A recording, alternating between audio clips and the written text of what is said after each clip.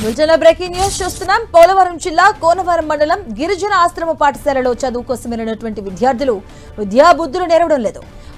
వంట పనులు చేస్తున్నారు. వంటలు చేయడానికి అడవి నుంచి మొద్దులు తీసుకొస్తున్నారు. అడవిలో పెద్ద పెద్ద మొద్దులు నరికి వాటిని విద్యార్థులు మోసుకొస్తున్నారు. చదువు కోసం వెళ్లిన విద్యార్థులతో వంట పనులు చేయిస్తూ ఉండడంతో తల్లిదండ్రులు ఆగ్రహాన్ని వ్యక్తం చేస్తున్నారు. ఉన్నతాధికారులు తక్షణమే స్పందించి బాధ్యులపై చర్యలు తీసుకోవాలని వారు కోరుతున్నారు.